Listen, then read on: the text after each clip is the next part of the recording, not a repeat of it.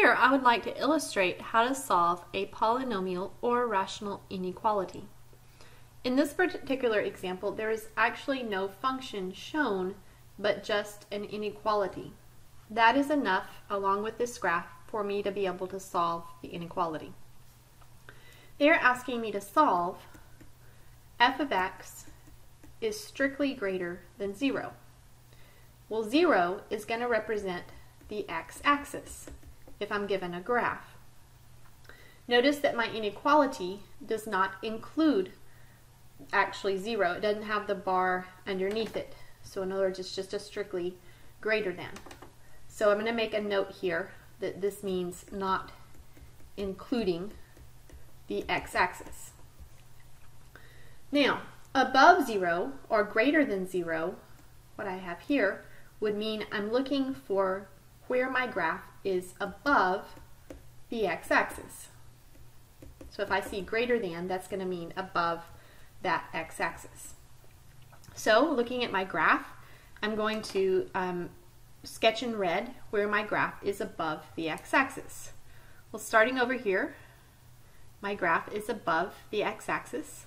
When I get down to this actual point, I'm going to put an open circle because we have noticed that we cannot include the actual x-axis.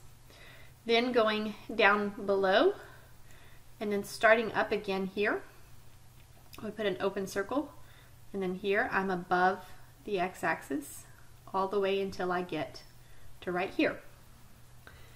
In this particular situation, my answer is always an x interval. So make a note that the answer is going to be an x interval, and it will be the x values that describe the inequality. So the inequality is asking me, where is my graph above the x-axis? Well, I know that this graph goes forever to the left and then stops at this x value there. Let's label that x value. It looks like on this graph, my units are by 2's. I see -2, -4, -6, -8, and -10. So this would be -2, -4, -6 at this stopping point. And then also notice for the next one over, for this one, it looks like I'm exactly halfway. So we're going to say that's at -1.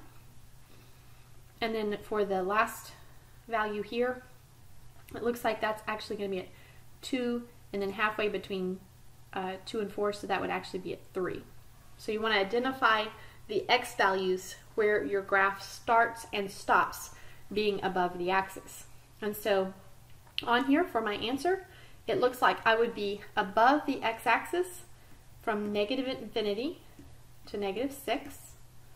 So basically anywhere from -infinity and then out to -6.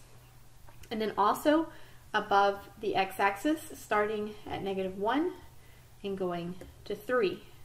So from -1 until 3, I would also be above the x-axis. So my answer is going to be an interval. Notice here that I've used parentheses around my -6, my -1, and my 3. First of all, we noticed that the actual inequality to begin with was a strictly greater than. So I cannot touch that actual x-axis.